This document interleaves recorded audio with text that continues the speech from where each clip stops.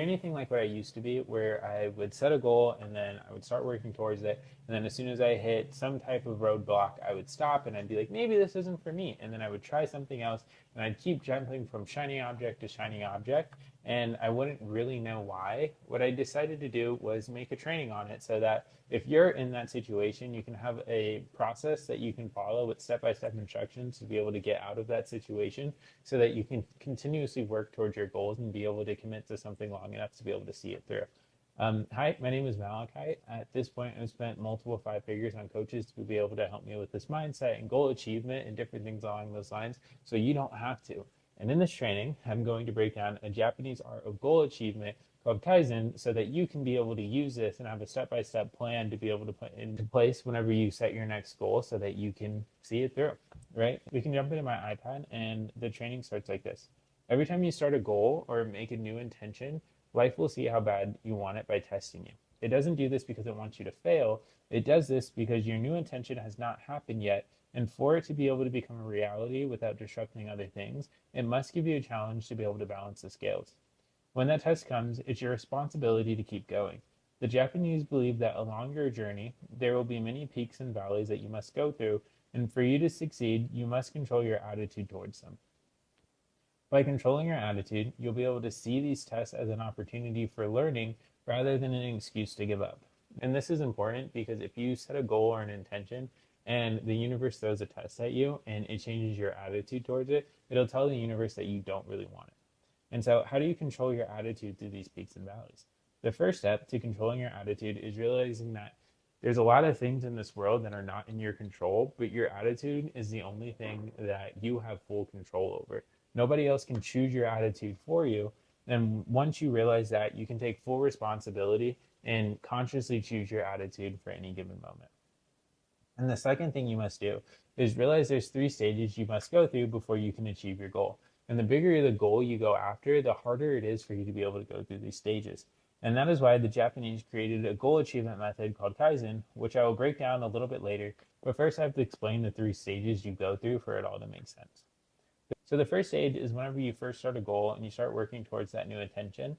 And what will happen is you'll typically get like a small win. You'll get the first sale, you'll get somebody to ask you about a project that you're working on, you'll meet somebody, you'll get essentially what we call beginner's luck, right? And after that happens, life is going to metaphorically throw a wrench at you to test how bad you actually want to be able to achieve this goal. And this is when you realize that it's going to take a lot more effort than you originally imagined, and you must decide your attitude towards it. And there's three ways you can respond. You can respond positively or with a neutral response, or you can respond negatively. And the goal is to be able to respond to each and every single one of these tests positively, depending on what you want to be able to get out of it. Because depending on how you respond, it dictates the results that you get at the end. So if you get a test and you see it as an opportunity to grow and it's just another step along the journey and it's all building you into the person you need to be able to achieve your goal, and that's a positive response. No matter what, as long as you continuously do that, you're going to pass the test and the universe is going to give you what you are after. You can also respond or neutrally. And if you respond neutrally, it's essentially just saying like, I am okay with the current situation. Like you may not think it's worth having to put in all that extra effort to be able to get that extra step within the goal, and you figured, hey, I am fine with where I am. And it's not necessarily a bad thing, it's not necessarily a good thing, it's really just what you look at. It just is. And like that's pretty much your response to something. It's like I'm not going to put in that extra work, but I don't really think it's like too bad or anything along those lines. So that's whenever you respond neutrally. And typically, whenever you respond neutrally, what happens is you just continuously get more of the same of what you're already getting. And so, again, it really just depends on your mindset. This could be good or bad. It's really up to you.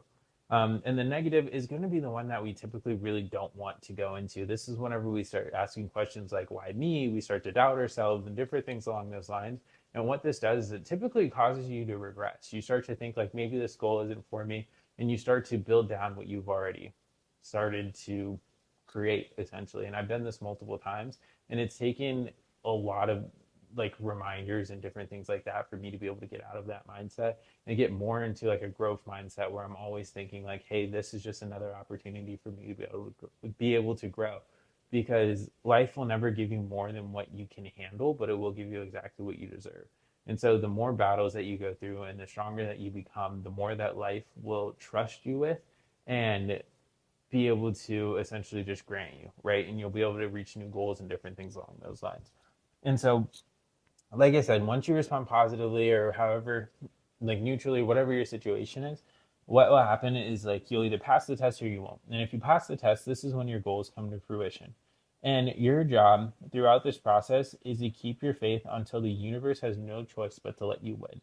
What is meant for you cannot be taken away, but it can be withheld until you become the version of yourself who is ready for it. And the only way to do that is by passing the test. The bigger your goals are, the harder this process will be. The good thing is, each big goal can be broken down into smaller goals, and this is exactly where the Japanese concept Kaizen comes into play. Kaizen is traditionally associated with Japanese manufacturing.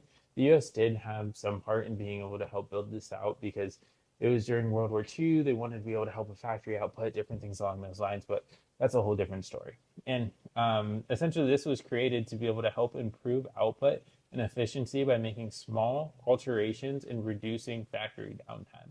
Because of the success this process had in the factories, people slowly started to take the six principles it was built upon and using them to be able to improve their personal lives.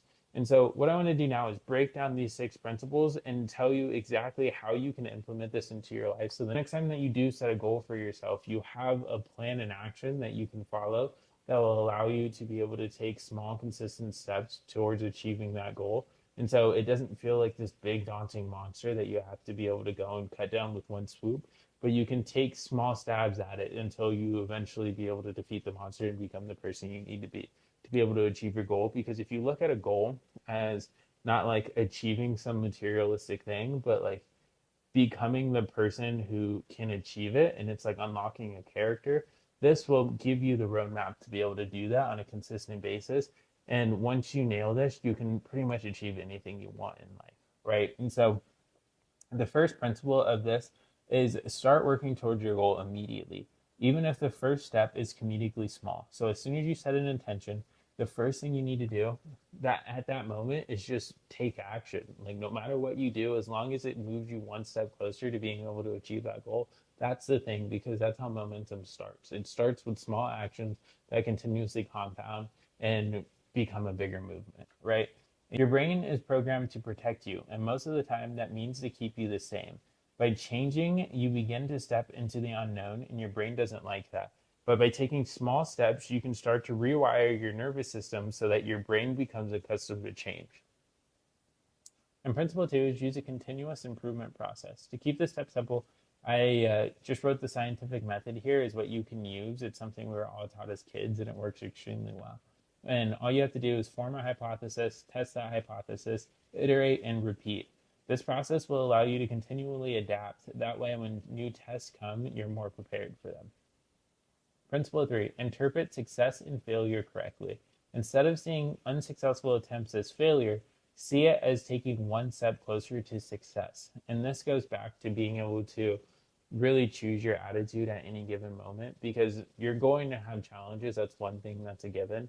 And the only thing that's going to keep pushing you through it is being able to have a mindset that continuously grows and just says, like, hey, this is part of the journey. This is going to help me get closer to where I want to go. Because if every time you fail, you beat yourself up and you beat yourself up and you tell yourself this is why you're not going to make it and different things along those lines, you're going to quit. And the only way that you fail is to quit.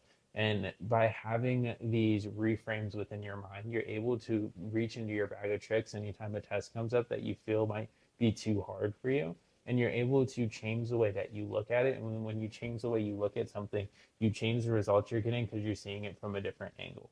Right? Thomas Edison has a quote that says, "I have not failed. I have just found 10,000 ways that won't work." And that's essentially the attitude you need to be able to continue to pass the test.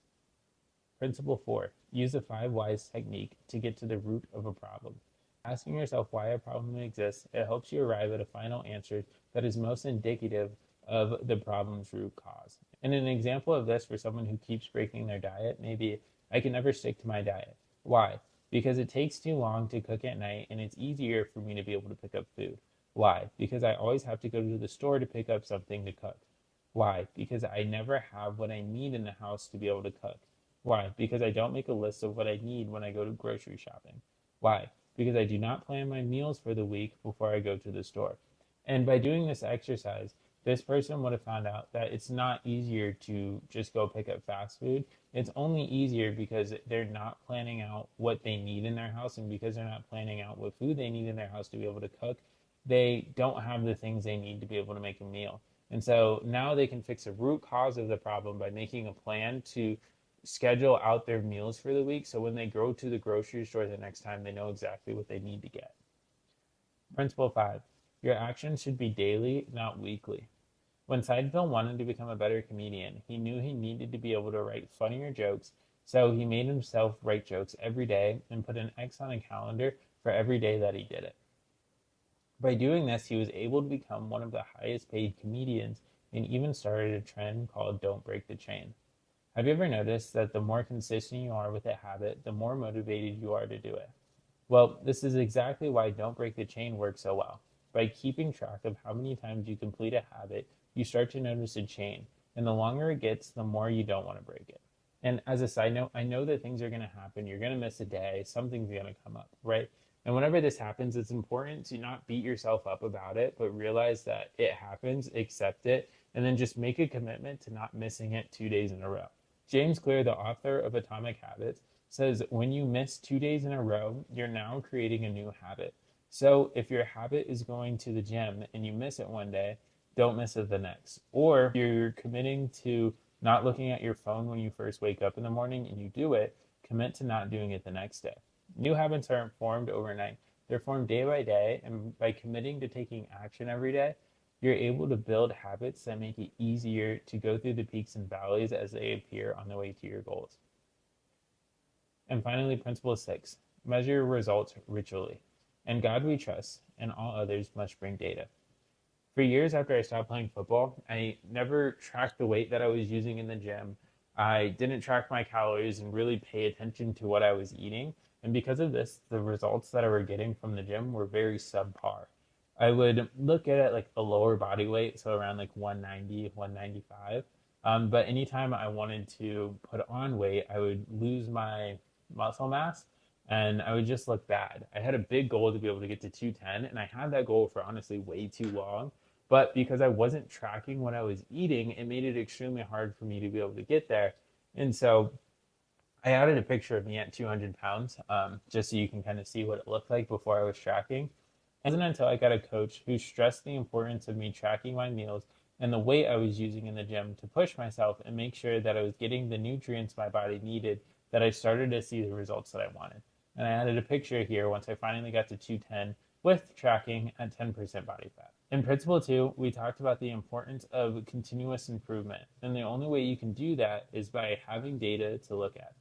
Whether your goal is to build muscle, start a new business, or learn a new skill, being able to track your progress will not only motivate you by giving you confidence that by completing this, you're moving closer to your goal, it will also help keep you honest so you know exactly how to course correct if you ever fall behind.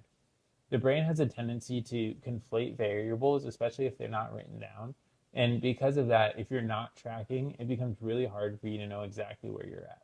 What you track and how you track in the beginning doesn't really matter. Just find a method of tracking that works for you and stick to it. Once you've built that habit, you can start to get more and more specific about what you want to track. And some examples of how you can track is like taking a progress photo every day after the gym. Or you can time your runs, log the amount of pages you read in a book, track the amount of outreach you did that day, or just put a fat X on a calendar like Seinfeld did. It doesn't really matter how you track, just start tracking something, because when the tests come, you're able to look back at this list of all of the times that you've shown up for yourself, and it gives you confidence that you're going to be able to pass these tests as they arise. Because Alex Hormozi said, confidence doesn't come from shouting affirmations in the mirror, it comes from building a stack of undeniable proof that you are who you say you are. Big goals can seem impossible to achieve whenever you first start, and by following these 6 steps, you're able to break down your goals into daily habits that eat away at the challenges you must go through until eventually the universe has no choice but to give you what you want. And so this is something that one of my mentors taught me a while ago, and once I started to be able to implement each and every single one of these steps by taking action, especially like right whenever I set the intention, because that's going to be when motivation's the highest, it allowed me to move towards my goals, but also still have a process to be able to rely on whenever motivation's faded. And so my challenge to you is that if you do have a big goal that you've been meaning to start or you've tried and it just didn't work out in the past, is take these 6 principles and apply them to being able to achieve it. And the first principle is to take action immediately. So do something, no matter what it is, no matter how small it is, to be able to start working towards that goal today. Whether that's reading a book or like sending an email or creating a website or building the LLC, going to the gym, signing up for a gym membership, whatever it is, just take some small step to be able to help start building the momentum so that you can start stacking up these tiny wins and eventually it'll turn into a big one. Um, if you need any recommendations around a small win you can do, I added the book down here that I read that really helped me be able to cement this into my brain. And it's a great book. You can get it on Kindle. Let me know if you have any questions. Other than that, remember, happy thoughts create a happy life. So filter your thoughts and just make sure that they're ones that are serving you and are not harming you. If you have any questions, put them in the comment and I will see you again. Peace.